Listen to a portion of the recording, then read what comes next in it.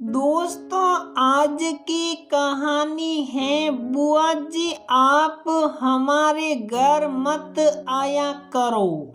दोस्तों, कहानी शुरू करने से पहले अगर आपने हमारे चैनल को सब्सक्राइब नहीं किया है तो सब्सक्राइब कर लीजिए ताकि आपके पास पहुंचे हर नया वीडियो। रसोई घर में खाना बनाते समय निक्कू के रोने की आवाज सुनकर नीतू बाहर आई। देखा तो निक्कू पलंग से नीचे गिरा था और उसका भतीजा शान पलंग के ऊपर। कितनी बार मना किया है शान, तुझको निक्कू को लेकर पलंग पर मत बैठा कर, तुझसे नहीं संभलता तो वह गिर जाता है। अब देखो लग गई ना शॉट। हाँ बुआ, नहीं संभलता मुझसे। आप ऐसा करो, आप मेरे घर ही मत आया करो, ना ही आप अपने निक्कू को लेकर मेरे घर आओगी और ना ही उसको शॉट लगेगी। गुस्से में आकर शान ने कहा। सड़क पर चलती हुई गाड़ियों का शोर कानों से जा चुका था। एक सन्नाटा पसर गया था नीतू के कानों में। ऐसा लग रहा था कि जैसे सिर में किसी ने बड़ा सा हथौड़ा पटक दिया हो। बेटे को तो गिरने से चोट लगी पर घायल एक माँ का दिल हो गया था। उस पर भी सबसे बड़ा दुख कि भाभी ने एक शब्द भी नहीं बोला। शान को इतने गलत शब्द बोलने पर देखो बेटा, यह ख्याल तो तुम अपने दिल से निकाल दो कि तुम्हारे इस तरह के कहने से मैं इस घर में आना छोड़ दूंगी। तुम्हारे लिए सिर्फ ये एक घर होगा, लेकिन मेरा ये मायका है। मेरे भाई का प्यार बसता है यहाँ।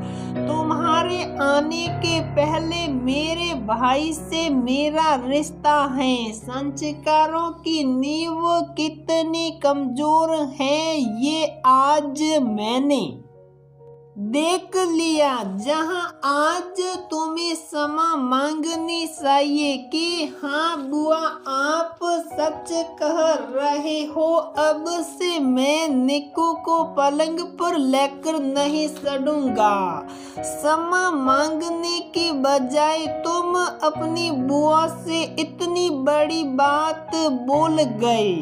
अरे दीदी, आप भी बच्चों की बातों में आ जाती हैं। छोड़िए ना, क्या दिल से लगाना। हाँ भाभी, ऐसे शब्द तो मैं कभी दिल से लगा ही नहीं सकती, क्योंकि मेरे लिए मेरे भाई का प्यार सर्वोपरि है। कोई कितना भी जोर लगा ले, हम भाई बहनों को कभी अलग नहीं कर सकता। शान अब इतना छोटा बच्चा भी नहीं रहा कि इतनी बड़ी बड़ी बातें बोल जाए और उसे गलती का एहसास भी ना हो। पूरे 8 बरस का हो गया है। अगर यही हाल रहा तो रिश्तों के गुलदान में शान कब अकेला हो जाएगा।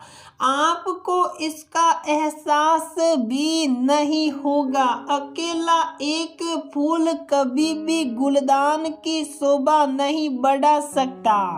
याद आ रही थी उसे अपने भाई के मनुहार। बहना तेरे हाथ में तो माँ के हाथ।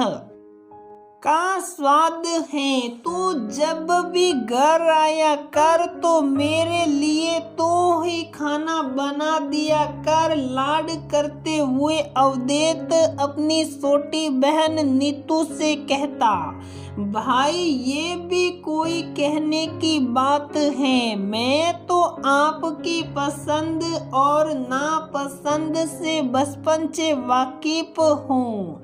नीतू और अवधेत दोनों ही एक साथ एक ही शहर में रह रहे हैं जहां नीतू का ससुराल है। सौभाग्य से उसी शहर में अवधेत की नौकरी लग जाने के कारण उसको वहीं रहना पड़ा। इसीलिए अवधेत नीतू के घर के पास ही अपना घर लेकर सब परिवार वहीं शिफ्ट हो गया।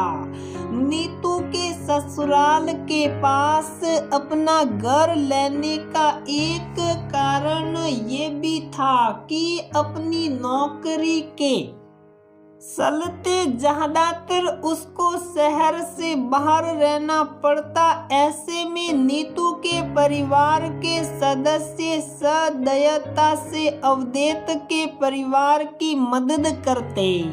भाई के आ जाने से नीतू भी बहुत खुश रहती। जब भी टाइम मिलता पहुंच जाती अपने मायके। शायद यही भाई बहन का प्यार भाभी से हजम नहीं हो रहा था।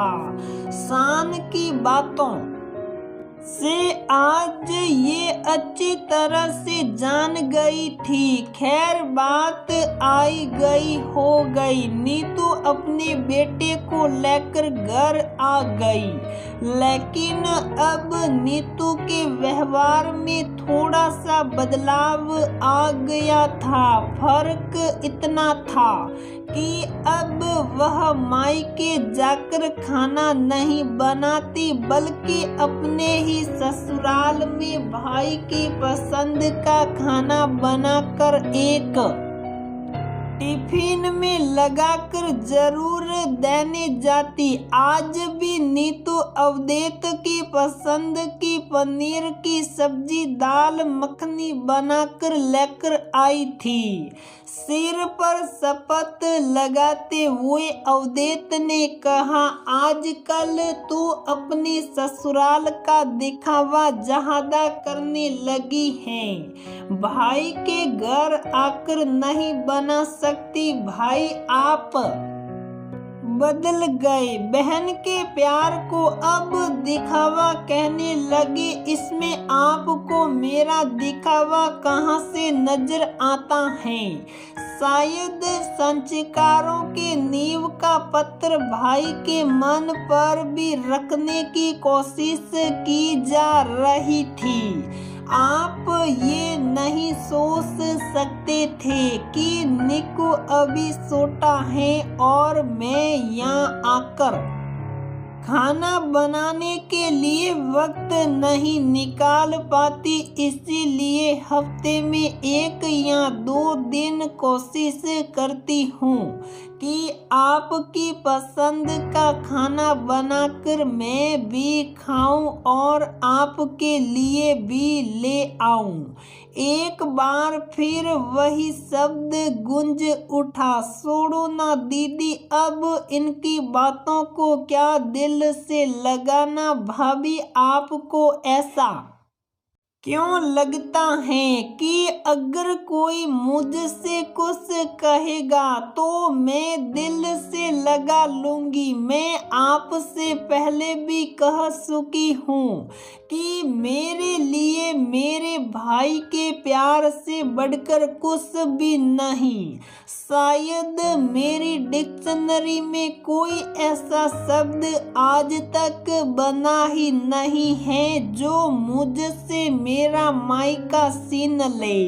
सारा माजरा समझते हुए अवधेत को एक पल भी नहीं लगा नीतू को गले से लगाते हुए कहा, बहना हम एक ही थैली के सट्टे बट्टे हैं।